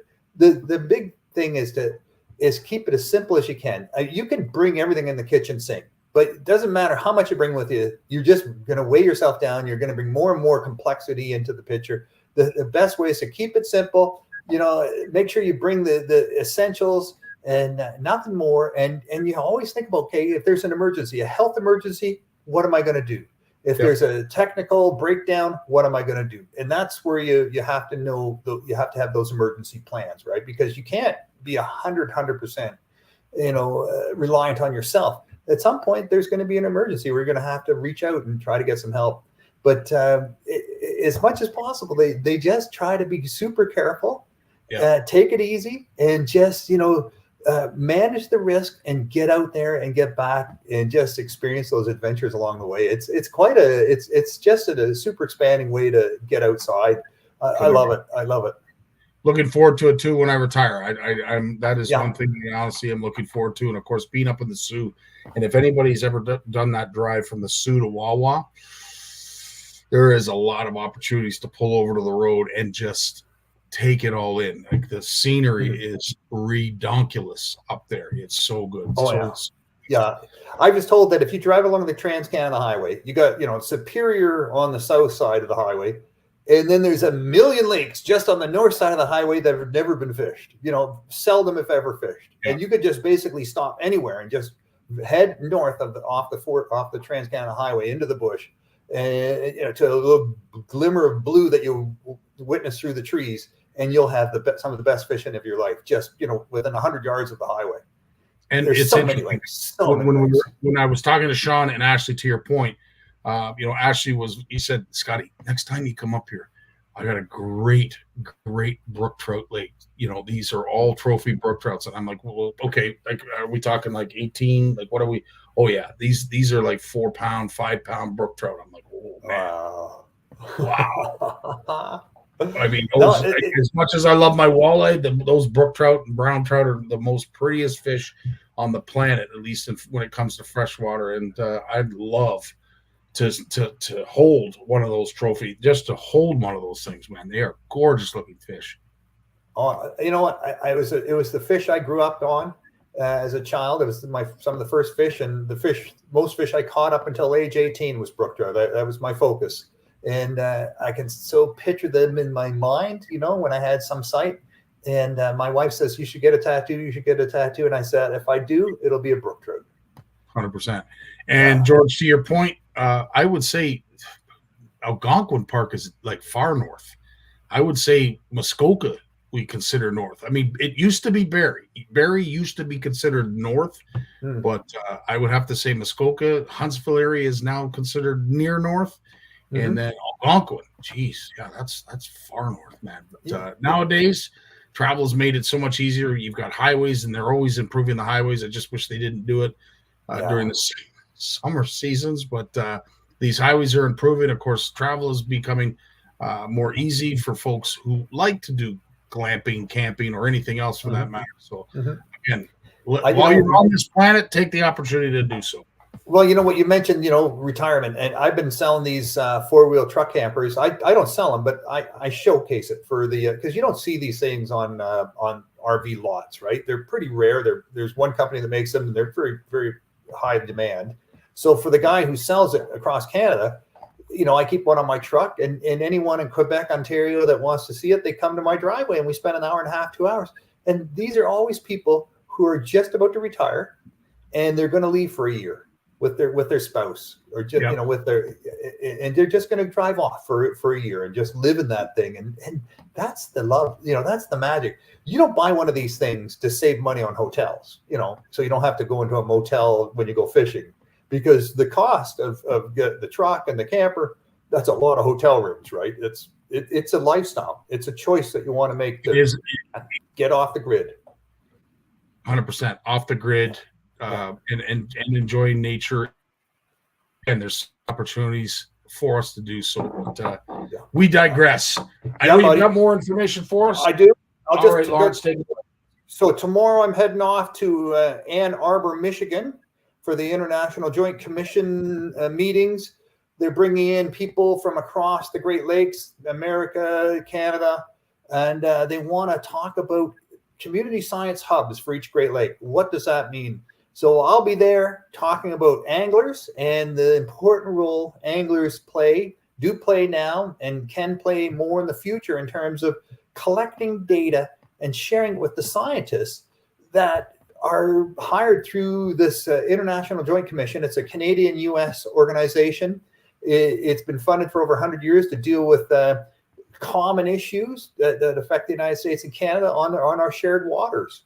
So, but now they realize they can't do it alone just with scientists. They need to get community science involved. And that's where we're going to come in, right? That's where the angling community is going to come in. And we've already got some funding to pursue this at Bluefish Canada. We're looking to get some more funding. I think there's tremendous opportunity to expand the role of anglers on the Great Lakes to report, gather data, gather samples, and understand more and more of how they can observe, make those types of observations and report those observations to advance the science that's going to keep our Great Lakes, you know, flourishing. Look how far we've come in the last 45 years, right? Since the late 1960s, where a lot of the fishing was almost wiped out throughout the Great Lakes, you know, for various reasons, mainly sea lamprey. But you know, look at the fishing now in Lake Ontario, impeccable. You know, Lake Erie through the roof. You know, the lake trout of Michigan are coming back in force. The walleye on Huron, yeah, we're having a little bit of trouble on Superior at some parts, but you know, in other parts it's doing very well. How do we make sure that keeps up? So this is going to be my focus for the next 3 days. I'll get back Thursday night and then back up to the Exploration Center after that. But if you guys have some ideas on the types of science, the kind of things you'd like to get involved with, the kind of tools you think we should be using, and reports, and who should be paying attention, just shoot me an email, you know, at director@bluefishcanada.ca, and I'd be happy to, you know, represent your voice and get that message out there. Well, I think the only thing that comes to mind right now, and I'm sure some folks may they may jump on board. I'm not really sure, but I'm going to throw this out there. But one thing that, and it doesn't matter what kind of angler you are, if you're a recreational angler, a weekend warrior, or a tournament vet, I think everybody has declared if there is such a big issue with forward-facing sonar, then perhaps we need to really revisit the catch and keep limits of what we are available and allowed to with whatever license. But at the end of the day, for instance, 25 perch. Why does anybody need to go out and catch 25 perch and take them home? You know what I mean? So I think if there's anything that we definitely need to look at, and you have different standards for different bodies of water based on the geographical area. Case in point, on the northern side, we're not allowed to keep as many walleye on the St. Mary's River as on the south side. And as I was trying to explain to some of the anglers, they're like, why is that so different? Well, I'll be honest. It's kind of what you're getting out what you put in. And on the American side, the amount of stocking that goes on, holy crap. Like I almost sympathize and appreciate the fact that they want to be able to offer more to their anglers, because they do put a heck of a lot more into the resource than we do when it comes to stocking and management. No offense, George, but at the end of the day, with what we do, making Mother Nature, the captain of the ship, sort of limits us on what we can do from a management standpoint. And of course, we don't really have a dog in the fight like the Americans do when it comes to catch limits. But I think we really need to revisit that some of these daily quotas, daily totals, catch limits, possession limits, whatever you want to call it, need to be relooked at, revamped. I know it's difficult from a lodge and resort standpoint. You don't want to hear this kind of stuff because that's how you sell your venue. But I really do think we need to look at that again. Oh yeah, I agree. I mean, we've been keeping, you can keep one over and 4 under, this whole 1 over and 4 under kind of thing on walleye and other fish species, pike and so on, because people want to keep that giant fish for a trophy. That might have been relevant 10 years ago, 15 years ago, but it's almost irrelevant now with everyone having a good camera with them, and the cost of replicas and just how beautiful replicas are. And I talked to some of the best taxidermists in Ontario, and I said, why are replicas so popular? She said, well, they look so alive. She said, as a skin mount, it dries out. The scales sort of pop a little bit as they dry out, and it looks rough. It collects dust. It just looks old. It just looks old and frazzled at some point. Whereas the replica will look like that fish is just jumping out of the water, 5 seconds ago, and it'll look like that for as long as you own it. It's just beautiful, beautiful colors, beautiful glistening kind of wet look. Just they have that wet look. Why do we need to let people catch and keep those trophy fish, right? And then I said, even this idea of you're allowed to keep a muskie over 54. And this is one of the very first podcasts I recorded back in 2013 with a member of the Ontario government. And he said, Lawrence, if we don't let you keep a fish over 54 inches, if you can't keep any muskie, you can't go fishing, right? Then you're basically saying you can't go fishing. I said, no, come on. I said, you can nuance the regulations. They said, no. They said, more importantly, you're going to send a message to the tourists that our fishing is in peril and you can't keep any fish. It's because it's a struggling fishery. If you eliminate the ability to keep one trophy muskie, you're saying to those tourists that are going to come up, no, the fishing is in trouble here. You're not allowed to keep any fish anymore. And I question that logic with today's knowledge. You look on social media, you can see the big fish being caught. You can hear the reports on social media. You can see the pictures for those people who want to share those pictures. How many people are keeping a 54-inch plus muskie? You can't eat them because the fish consumption advisories definitely say do not eat those super large old muskies. They're totally contaminated. So what's the point? I would say at this stage, to your point, it's just for a mount purpose, but with the alternatives and the opportunity to not have to kill the fish in order to mount it on your wall, it is something that I think we need to look more at. but it also needs to be feasible too. If you're going to get a natural replica and it's like far less than a fiberglass replica, then I totally understand why folks are going and leaning towards the natural fish. I get that. But yeah, and then again, what do you do as a lodge owner? Someone that wants to take a fish that's a trophy home. What do you say to that? How do we navigate through that? And there's a perfect example. Ed McKenzie, he said leave the perch alone, man. He doesn't get out fishing as much as a lot of folks. I know he'd like to get out a lot more than, sometimes he's only allowed or able to do 2 or 3 trips. Yeah. I sympathize with people in those situations that, they want to go out and not necessarily fill their freezer, but they want to enjoy fish. And, 25 perch, if you're only going out once, really isn't all that much if you're eating it over the course of a year. I was talking to a gentleman up in Galarno where we have our off-grid youth center, and he was telling me about a road trip he took on his holidays into the back country, and he caught a 47-inch pike. It was the biggest pike he's ever caught. And I asked him after he told the whole story. I said, "So what'd you do with it?" He goes, "Oh, we ate it." And I didn't want to. I'm not going to lecture someone on a deed that's done, right? Nope. But it just seems like a shame. And I see this all the time where someone's so excited, they catch a big fish and they're so excited that they just need to bring it home to show people that they actually caught this big fish, right? There's still people, but I find a lot of young people aren't doing that because they're so into capturing that moment with their phones, with pictures, that they know that's all they need is a good picture. And maybe a little video. That's it. And there's been an argument going forward that it seems as if we're going back in time when it comes to our younger generation that are upcoming, that they're going back to the stringers and live wells full of fish. And we may require to do a hard stop, mid-flight and say, no, we can't keep doing this. But Ed asked a very good, this is a very point question. So if you catch a fish, musky or other, and it's not releasable, what do you do in that case? Yeah, you have to let it go. I asked this guy I'm not going to mention his name, but the Ontario Ministry of Natural Resources and Forestry person, what happens if it's under 54 inches, 53 inches, and it's obviously not going to make it?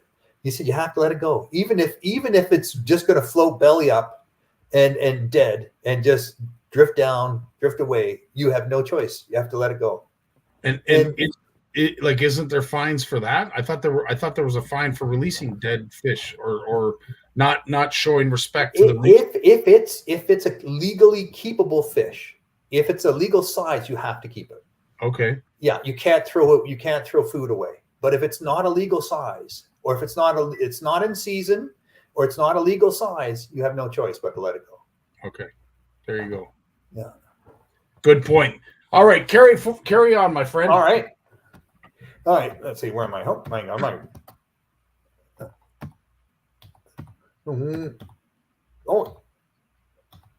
So then the next thing I'm going to is the St. Lawrence River Institute for Science, and I've been presenting there for a number of years. So I've put together panels on fish health, and I really think that they've really come so far. They're just doing amazing work at the River Institute. They probably have 25 scientists working there, all on the upper St. Lawrence River on Canada's side. These are our champions of fish, of the river. These are people doing the hard research to understand what's going on, with the fish, contamination, spawning, how are fluctuating river levels? What about the dams? How are they impacting fish? It's just amazing the work they do. It's a pleasure to go down for their 3-day conference. You can take that all in online. That's something that happened during COVID, and they're not going to drop that. The 2 days are in person and online, and the 3rd day is just online. So there's many ways you can take in the presentations. I'll be doing one on, again, community science, right? And connecting anglers with each other, with scientists, and helping to formalize those bonds of information exchange. This is, they need us. The scientists need us, right? They want us to help them so much. So what does that look like? We'll flesh that out. We'll continue to flesh that out. It's not for everybody. Not everyone wants to do that. And everyone has the time to do it or the inclination. Some people are just more secretive. Some people are busy. But there are people out there who want to take their love of fishing to the next level, where they can find ways where they can give back way more than what they're taking from it. And that's what gives them joy. So stay tuned for more on that. Cool. Right on. And then our last mention today, Scotty, unless you got something for me, is Nature and Outdoor Tourism Ontario is having their symposium in North Bay this year, November 20, 21, 22, 23. And, you have all the big reps there from Lund, Mercury, the Princecraft. They all want to sell their boats and motors to the resort owners and the fishing lodges and such. All the big names, all the owners from all these lodges throughout Northern Ontario, they're coming. This is their association. This is their time to get together with their colleagues, with their peers, exchange information, talk about what's working, what's not working. And the Nature and Outdoor Tourism Ontario set up a special advisory committee last year on sustainability that I've been asked to be on, and now I've been asked to give a presentation at this annual meeting. It's not the first time I've been to the meeting. It's not the first time I've presented at this meeting, but it's always a treat to meet, these people that spend a good chunk of their lives in the outdoors, and they come out of the bush once a year to come to this meeting, and they put on their best, plaid shirts and cleanest jeans or whatever, and now they dress up. It's a chance. They love dressing up, and they love to have the formal meals and the recognitions. It's so much fun to hear these people who really, their life, their money, their investment, their children, their spouses, their whole life is wrapped up in their outdoor business and making people happy who come to the outdoors and want to experience that hunting and fishing. And now even more, they realize, people are coming with their families. You got to entertain their kids. There has to be other stuff to do. They're looking at expanding into diversity. They have a program that recognizes the resorts and lodges that are identity, friendly for all people of all sexual identities, the rainbow certification. So they're just reaching out more and more and more to, the fact is there's a lot of people retiring in Canada in the next couple of years. The rest of the baby boomers are checking out.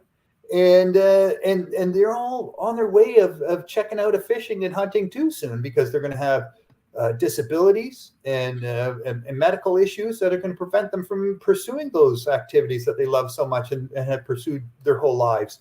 So, the baby boomers are a huge demographic of fishers and hunters in Canada. And that's a huge chunk of the population, a huge chunk of that market that's going to be stepping away from these types of service providers in the very near future. And how do you replace that? Who's going to come if they're not going to come? How do you attract them? How do you make it, friendly for them?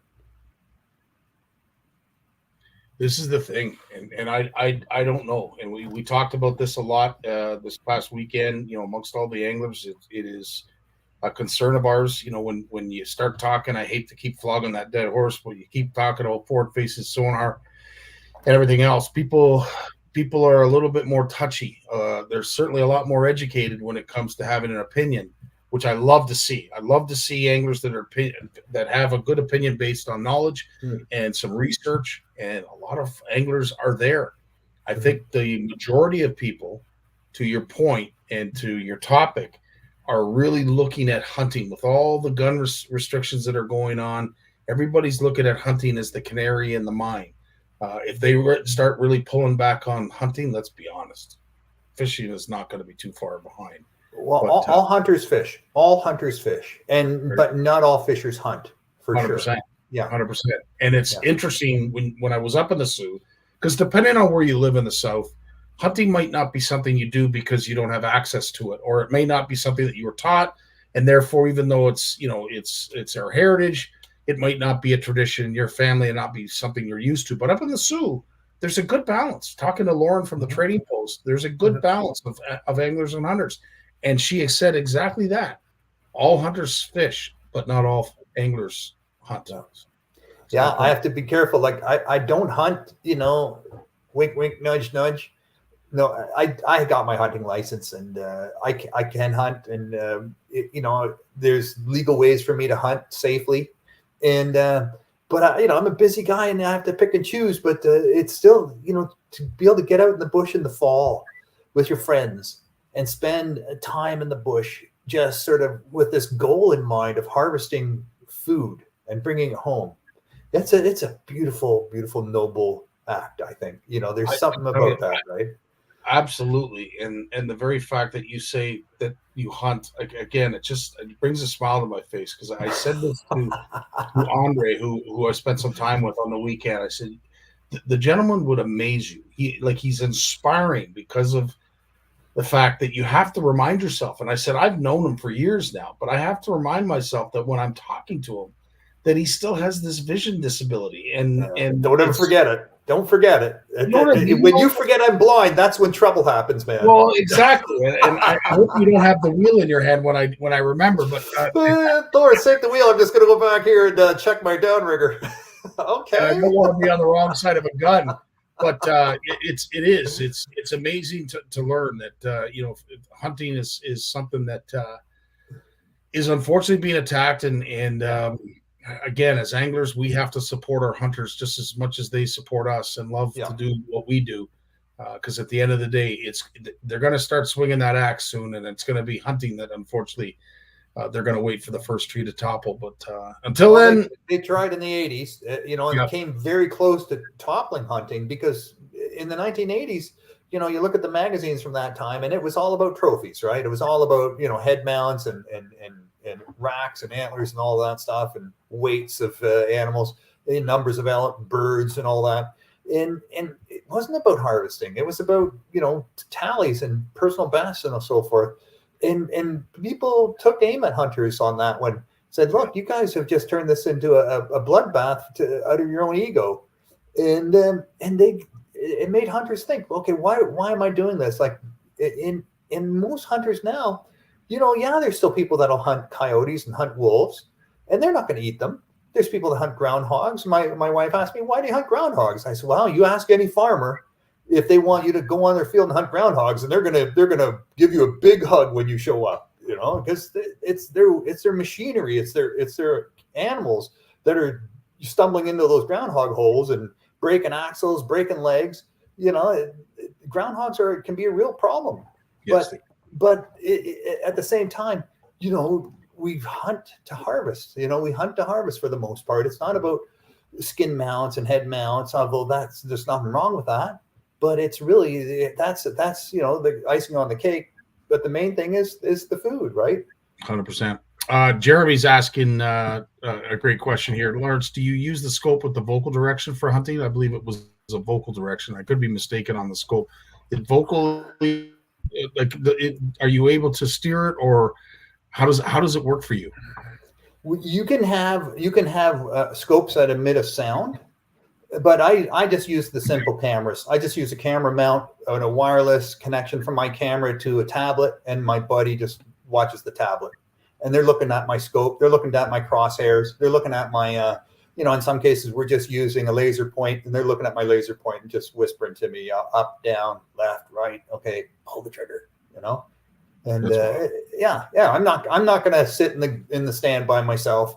I used to when I had sight and on certain situations, like spring bear hunt, and you're back in the bush on your own, and you just wait for something big and black to come out of the green bush and go for this bait.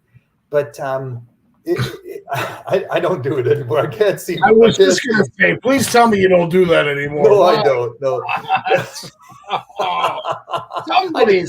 You know what? Look, what's the number one thing they teach you when you're learning to hunt? Don't shoot at sound, right? I'm not the only one.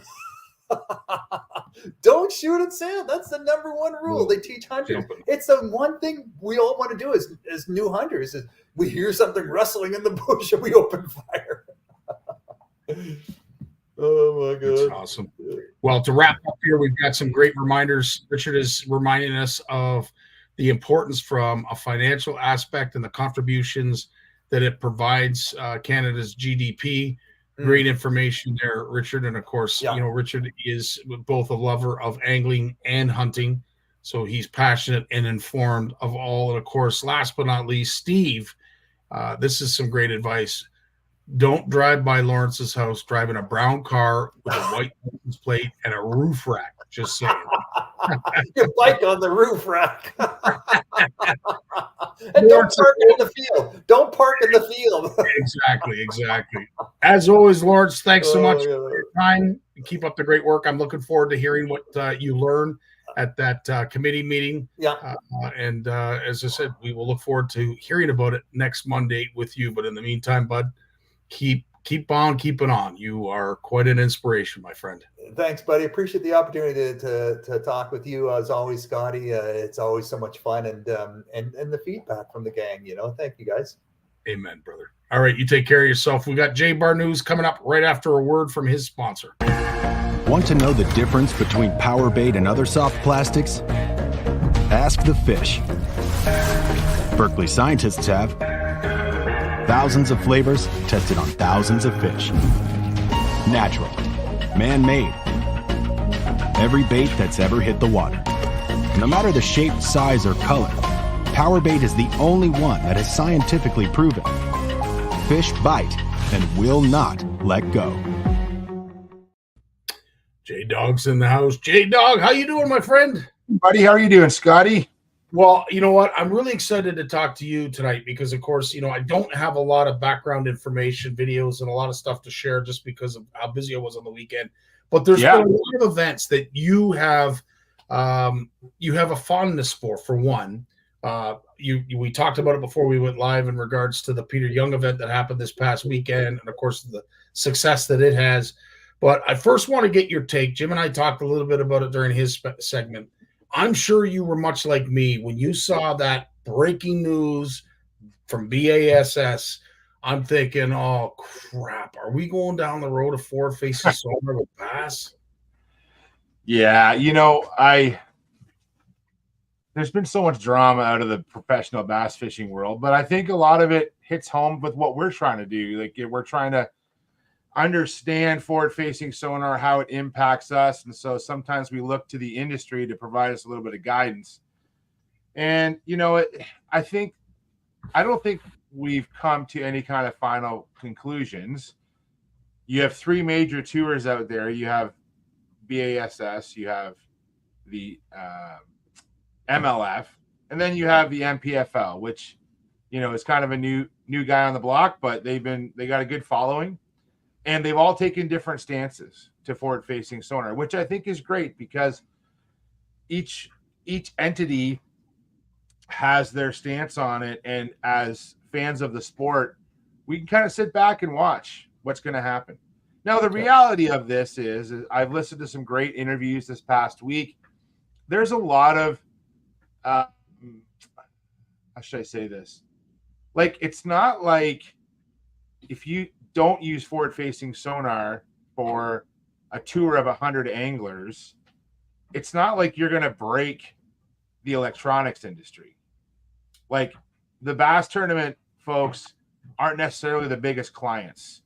And some of the stuff I've heard from some of the big electronics dealers in the US, they're like, a lot of our users are regular anglers that just have more money to spend.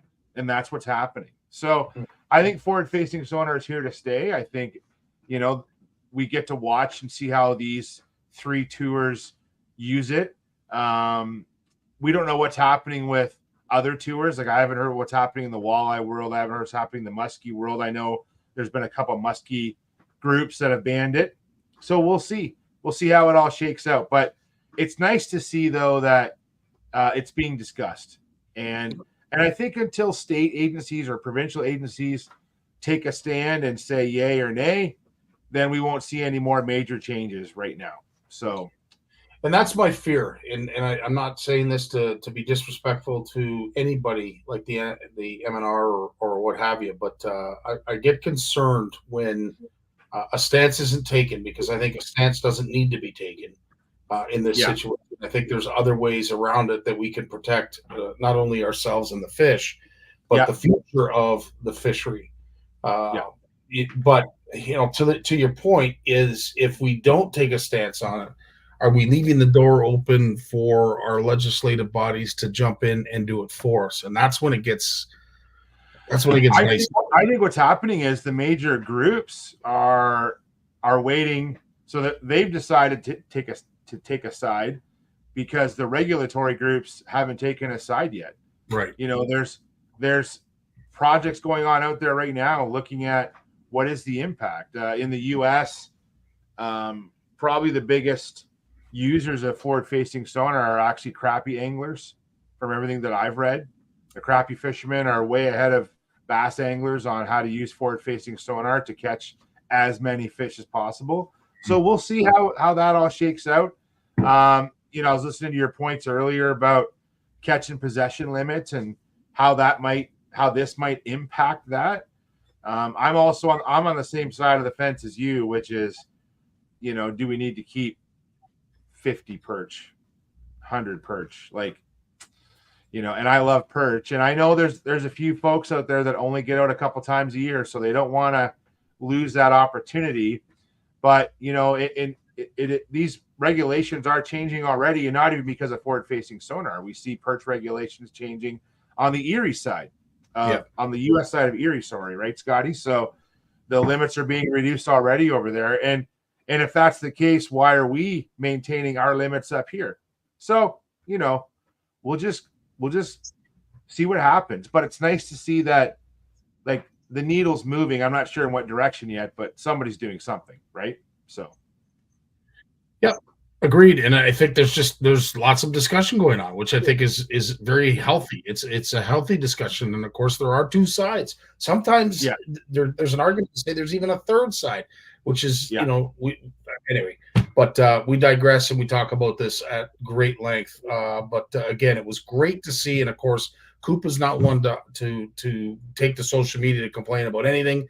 As Jim said, did it very eloquently, very professionally, and of course, others did as well, which led to B.A.S.S retreating and retracting their stance right away, almost 3 days after they made it, kind of thing. Like, it was pretty quick.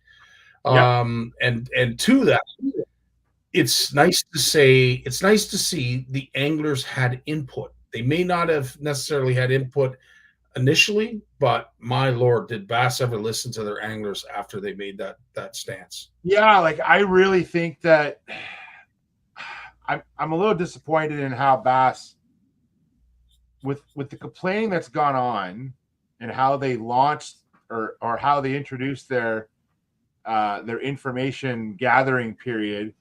I was a little shocked that they did what they did, but they retracted it right away. Like, it wasn't even 24 hours. It was more like 12 hours. And so they listened to the anglers. I think they should have. I'm going to guess they didn't poll the anglers, Scotty, for that announcement, and it kind of came back to bite them. But I will give B.A.S.S credit where, at least, okay, we're trying to create a product. That product requires the buy-in from our anglers. If they don't like it, then we have to reconsider what we're doing here. So, I'll give them all the credit where they turned back on it. And it wasn't just Cooper. There was, like, even Jim, I agree. Like, he said there was at least 15 or 20, and I didn't even dig that hard to look.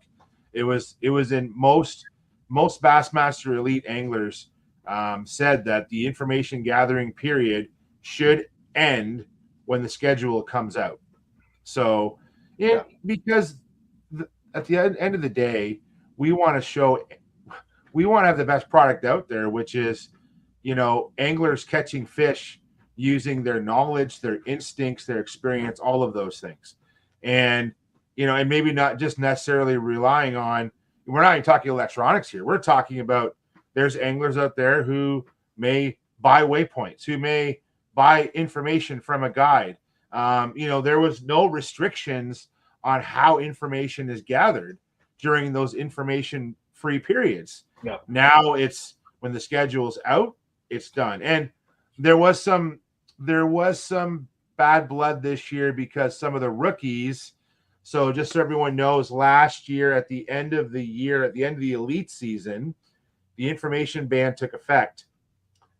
And then, but the open anglers we're still fishing, and the 9 top open anglers go on to the elites, or at least get an invite. Right. And so those EQ anglers from the opens, the ones who were either inside the bubble or even just outside the bubble, a lot of them were getting information from lakes on the elite level. Now, I can see why they want to do that, because a lot of those anglers are younger anglers, more inexperienced anglers, have not fished as much as the elite anglers have. A lot of the elite anglers go to venues that are sort of in a regular rotation. There's a couple new ones every year, but a lot of the same every year. And so if those anglers haven't been there before, they want information. The reality is that we want to see, as I think as fans, and B.A.S.S. wants to see anglers fishing on instinct and knowledge. Yep. And I think that they've created that, which is great. 100%. Of course, there was a lot of events that happened this weekend with the good weather. I don't want to say coming to a close, but of course it is that time of season where there are some events that have historically been held in September. They do so because they don't want to affect the cottagers or those who own camps. So we wait for the cottage season to be over so that we can have some of these events and have a little bit more room on the lakes. One of which happened this past weekend. Peter Young puts it on with a host of characters, and it is such a successful event. Brad Norris went down from Powell Castings just to show support, and bought a few raffle tickets and came home with a slew of prizes. I don't know where Peter gets all these sponsors from, but holy cow, what a boatload of product he had. I'll admit the paddle sports get together is something that's on my list of things to attend, but I didn't attend this year. I was busy doing other things this past weekend, which I'll talk about in a second. Helped out with a great event. But I did follow it along, and Peter Young and his I know he does a lot of the work himself, but there's a lot of volunteers that get involved. He also has a lot of great prizes and support from the industry. His list of sponsors. If you go to the Paddle Sports Meetup page on Facebook, there's a list of the sponsors, and some of the prizes are really built around getting anglers involved, Scotty. Like, there's the biggest bass prize. There's also smallest fish prize, biggest rock bass prize. And so he has trophies for beautiful trophies for all the different categories. He has sponsors for all those trophies. They were and then when you're there, what I heard, which is great, is basically you can buy, or you get, I think you can either buy tickets, you get tickets for attending, because you have to pay a fee to attend. And I think part of that fee isn't more for getting the prizes, it's more for getting commitment of participants that attend. So you had to pay in advance to attend. It wasn't much. I think it was $60. It was pretty cheap. It was under $100 for sure. But the prizes alone, what was Brad saying? He spent $50 in tickets and walked home. He said like $20-$30 in tickets, and he took home like hundreds of dollars worth of prizes. Yeah, it was amazing. I followed a lot of the stories online this weekend, and seeing so many of the great people there. And I really wish I could have been there, because it would have been a great chance to just to meet up and network with people that I chat with all the time online, but I don't get a chance to see them. But and it took place at the north end of Pigeon. Actually, we'll talk about that in a second, but we're going up there this week. And they experienced that. This week we're going to see some summer-like temperatures again. And it looks like September might be kind of warm like the last couple Septembers, but it wasn't this past weekend. It wasn't cold. It was cool, but that wind, after those rains came through Friday and that wind swung around to the north, and it kind of stayed northwest or north all weekend, even down here, there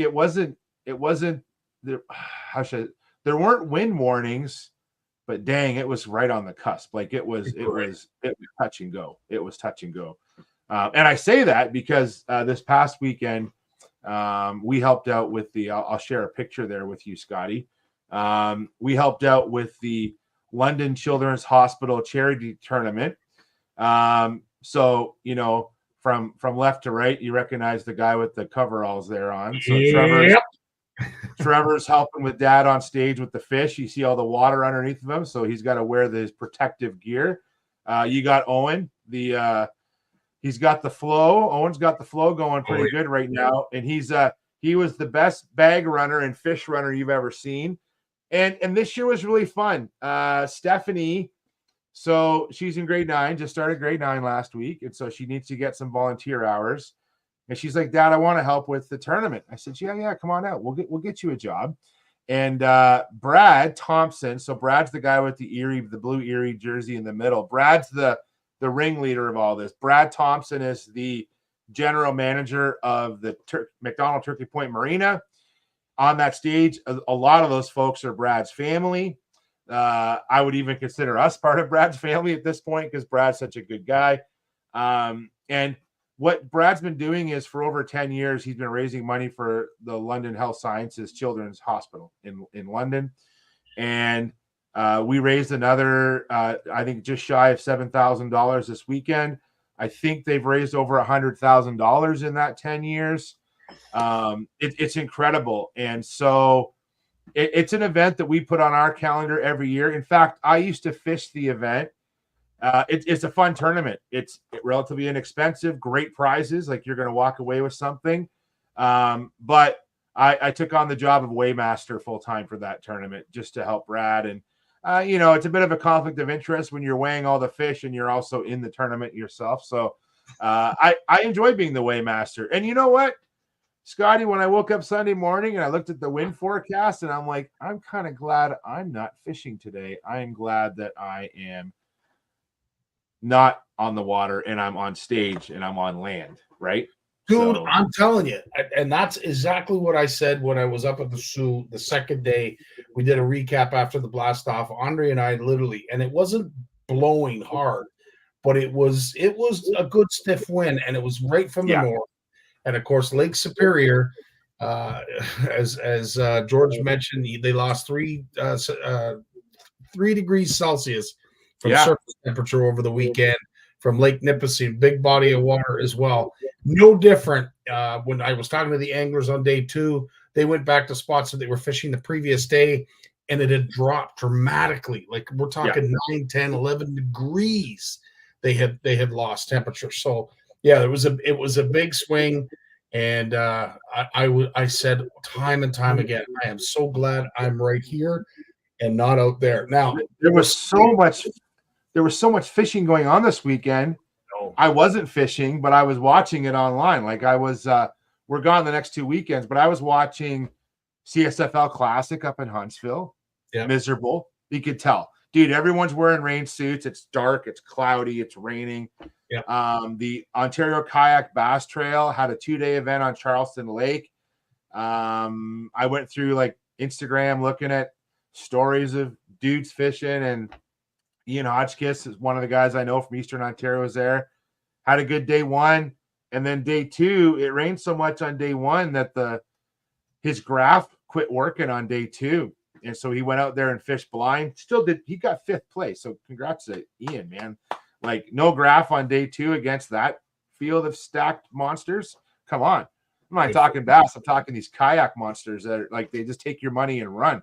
Yeah, so Ian, I know you're not listening to this broadcast. I'm sure you're catching up on some sleep, but dude, good for you for toughing it out in those conditions. I couldn't imagine being in a kayak in like 30K winds and rain.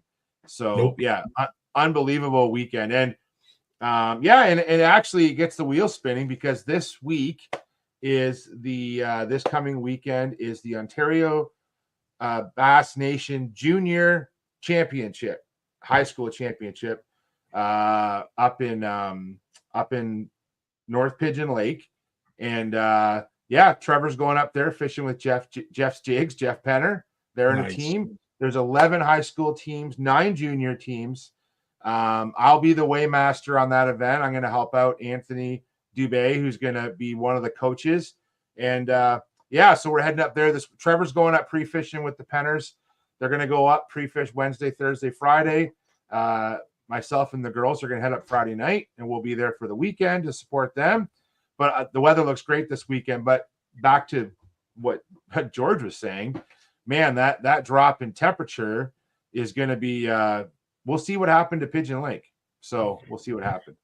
True enough. And There's- there he is, there's the pizza boy, the Domino's Domino's.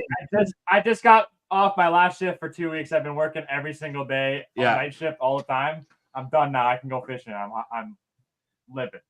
No, Go pack your bag. I gotta go pack Your stuff. mother's worried I'm about dying you. to Go know pack- though. Am I dying to know? Do you ever practice? Do you ever take the dough balls and spin them? Just to practice behind the Oh, scenes. yeah. Oh, spins- I he got to do spins- it all the time. I got to throw them in the air and. Oh, yeah. Yeah, Scotty. He spins the Love it. pizza. Love Oh, it. yeah. He Atta spins the boy. pizza. He usually listens to the show when he's working on Monday nights, I by was the way. listening, doing dishes. Yeah, so there you go.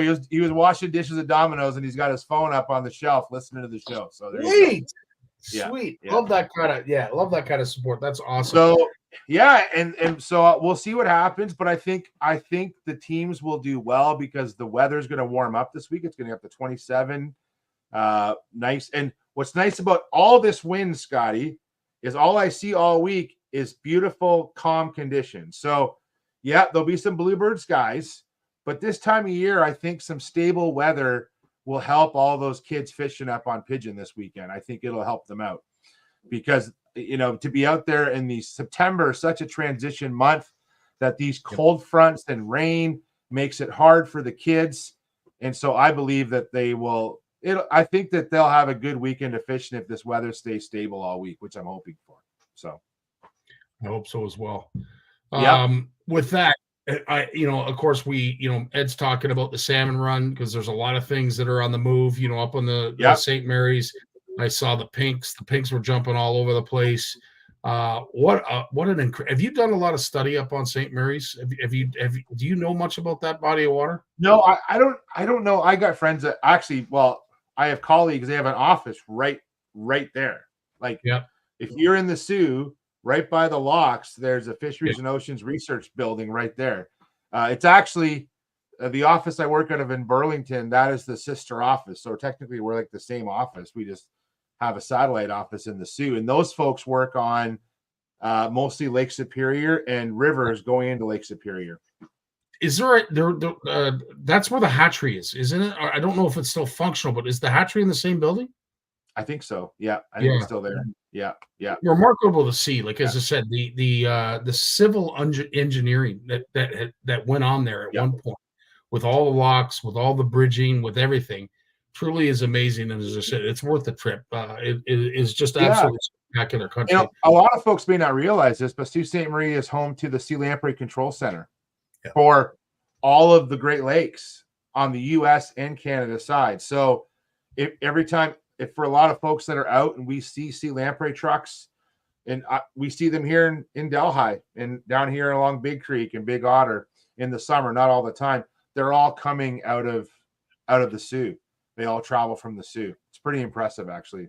George is just filling this here. Lots of work done on the St. Mary's Walleye by M&R Upper Great Lakes unit. There you go.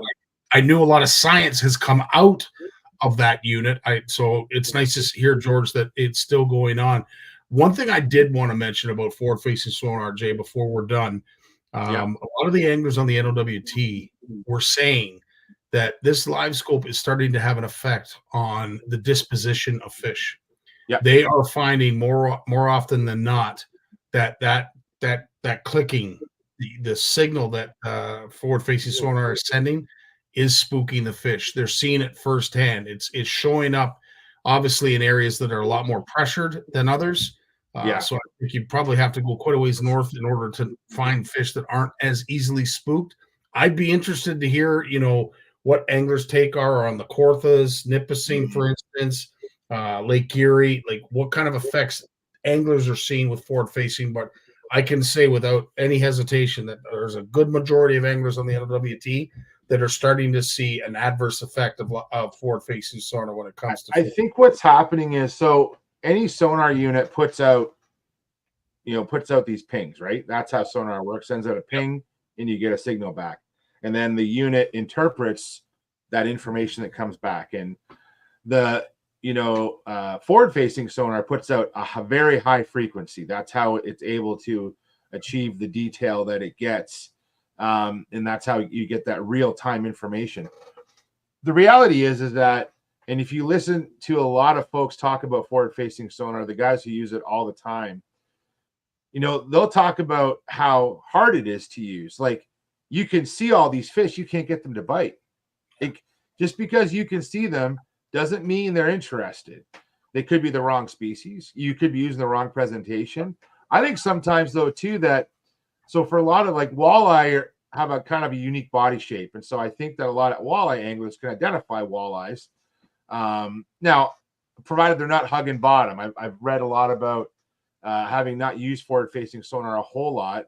A lot of fish, when they're hugging bottom, they're very hard to distinguish from bottom. So smallmouth and walleye, drum on Lake Erie. But what's happening, Scotty, is I think that we're learning so much about fish that we're actually learning how hard they are to catch. So if your fish are not in a good mood, if they're not in a good mood, you can see them, you can't catch them. Like, I think that's actually what's happening. They do feel, they could probably sense the sonar, but I really believe that what's happening now is you're spotlighting these fish. Oh, there they are, but they don't want to see them. It's kind of like, if anyone's ever like tried sight fishing for anything, whether it be carp, like I sight fish smallmouth all the time in shallow water on Lake Erie. And I think that the fish just get wise to you. And if they're in a kind of a neutral or negative mood, they're not feeding at that time, they just go away. They don't want anything that you're offering. And then other days you can't go wrong. You're literally doing the same thing in the same area, and every fish is in the boat. But there's some days where you can't catch one to save your life. So, true enough. George, you make a good point there, and a lot of anglers had suggested that perhaps the ones that are getting caught are definitely ones that are a little bit more aggressive, and the ones that typically won't get caught just aren't. So yeah, I would have to say that new techniques are rampant, and it was really interesting to see the lack of knowledge when it came to hair jigs, and you know, with all of the weed that they have up there, I'm like, holy smokes, how is no one pitching hair in that tournament? They said it's just not something we use, but I could see it being very, very productive. And if, there's a number of folks that already Google it to my point. So that's interesting. Jay, outside of the next 2 weeks that you're going to be busy with that event, is there anything else you're going to be working on? You know what? I'm gonna share a link in the chat here, and it's something that came across my desk today, and I think you'll find this interesting, Scotty. Okay. Speaking of which, thanks for that article about the amount of walleye stocked at Hamilton Harbor. Oh yeah, we didn't even talk about that. Yeah, so there's that. We can talk about that too, but the one I'm going to talk about first, and these are all kind of like rapid fire things. So I put it in the chat. It's an Ontario Door article. It has to do with Transport Canada. Transport Canada since 2018 has really been looking at making PFDs mandatory, like really considering it. They've been doing research on it. They've been looking at collecting data on who's wearing it, who's not wearing it. They look at some of the age groups. Middle-aged guys are probably the worst offenders at not wearing their PFDs. I can see that. Did you know, Scotty, that 89% of drowning fatalities are because of not wearing your PFD? 89%. Dude, like 90% of these fatalities could be avoided. I'm not going to say all will be avoided, but could be avoided. Yeah. And I will say there's no one situation that's worse than the other. Like we say safe ice, we can't say safe ice. Just like we can't say there's safe boating when you're on water, nothing is necessarily safe. The what if could always happen. But I have to say, when you're driving these bass boats, these decked out, you know, walleye tournament boats, whatever you want to call it, and you're doing 50, 60, 70, 80 miles an hour, I don't know how you don't wear one. And I know it's mandatory during tournaments, but even when it's not a tournament situation, how you're not wearing them at that speeds is beyond me. Those who are in tinners, you know, and they're probably more prompt to wear them because they're a lot more tippier. So I get that too, but you know, I don't know. I'm a man that likes choice. I think that our forefathers had fought for that so that we could make our own decision. But unfortunately, as we're finding, society doesn't have a lot of common sense anymore. So no, maybe maybe we do have to reconsider this. I don't know. Like as much as I don't like people forcing those kinds of things on me. Yeah. Like the numbers are telling us how bad it is, right? Yeah. So like I was even out, like we kayak fish a lot. And okay, kayaks are a little bit different than a boat because you're a little closer to the water, more chance of something going wrong. But I'm going to tell you, like when I'm going down the river, down through the marsh, and I see people without their PFDs on in a kayak, they're sitting on it.